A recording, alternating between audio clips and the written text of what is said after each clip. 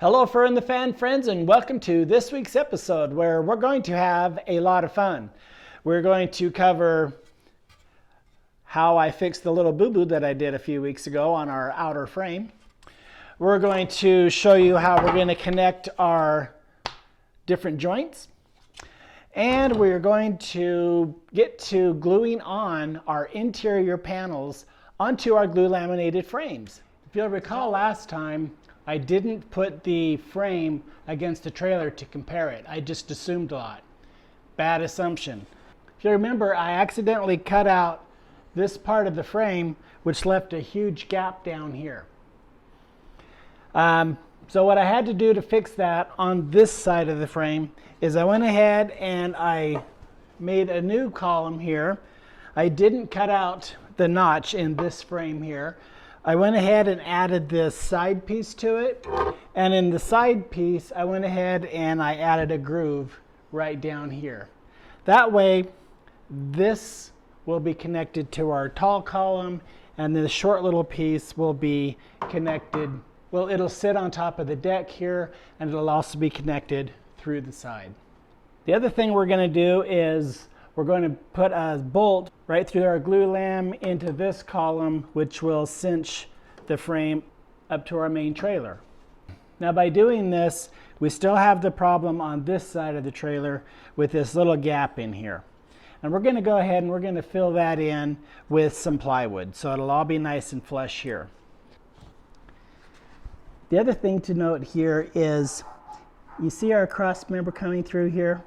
Because we cut this gap too big the first time, that's fine, because we're just going to fill that in with wood. However, on the other side of the trailer, we have a problem. Here on the other side of the trailer, you see that we didn't cut out all this wood. Well, I'm going to have to actually notch for this piece right here, this cross member that's coming up through.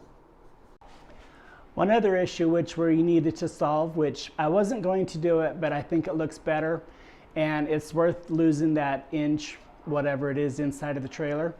If you'll remember right, when we cut this one, our whole wall was actually sitting up high, so you were actually able to see a lot of the end of this frame here. What we did, I decided to go ahead and lower down our walls, and so you see just a little bit here, but not like you did before. And by doing that, it actually lines up the front of our steel here with the edge here. So when we bring our aluminum down, it's going to come down really nice and just form right against this little edge. We have that same issue on the back where it was really high, but now since we lowered the frame down, it's going to sit nice and flush with this. So we have something to screw it to, and also it'll just form right down the edge here. So you know we have these cross-cut joints. Maybe they're called a dado, I don't know exactly, but they're a joint where we've cut halfway into one, halfway into the other piece of wood, and we've lapped them. Okay, we can call it a lap joint, how about that? The option I have is to glue it, which will hold, or glue it and put in like a wood screw, which will hold. But I'm going to do something just a little extra. I'm going to go ahead and use a T-nut and a bolt. Here's our T-nut, here's our bolt.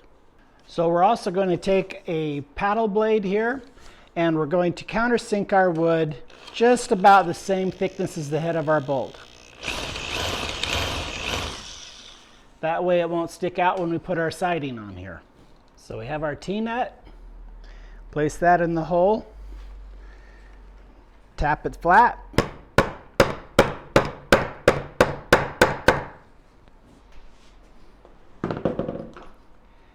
We have our screw, run that through the hole,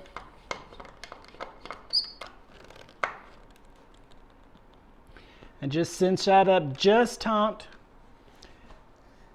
and we have a nice secure joint right here. So I have 16 more of these to do. However, just so you know, I will be adding glue to each of these joints before I secure the bolt in there. Now, in the original plan, they did this type of joint, but they would put like a wood screw or something in there. But over time, those wood screws had a tendency to wiggle loose and also to rust out. But I think with this stainless steel, we're bolting them We're going to have a wall panel on this side glued to our frame. We're going to have a wall panel on this side. It should be a very, very strong wall.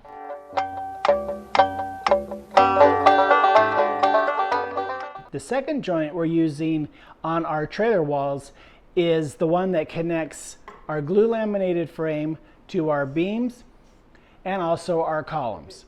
You'll remember in our other videos where we notched our beams here into our glue laminated frame. That would be good. Could run a regular wood screw through there and it would probably hold, but I want to make it stronger. So what I've done, because I like to do things a little harder, is I've come up with the system where we have these bolts and we drill it from the outside. We're going to drill in 5 inches and then we're going to create a hole in our beam here. That way the bolt slides through our glue laminated frame here. It goes into a hole, and then inside of that hole we're going to add our nut. So then we'll get our little nut to engage in here, and then as we tighten our bolts, then our nut will cinch down in there and it'll make a nice strong joint. I don't think this is going anywhere. That's the plan. So I've got 24 of these bad boys to do, so it's going to take me a little bit of time, but I don't think you want to watch me do all 24. So I'm going to go ahead and take my bolts out where I've already started them, put holes in my columns and my beams, and we'll start cinching this whole frame together. Well, here it is. I have all of the nuts and bolts and screws put in this frame. I was hoping to be able to get to our plywood walls, but the clock on the wall says we're out of time. Catch us next week when we'll add our plywood walls to the interior and our center wall. Thanks for watching.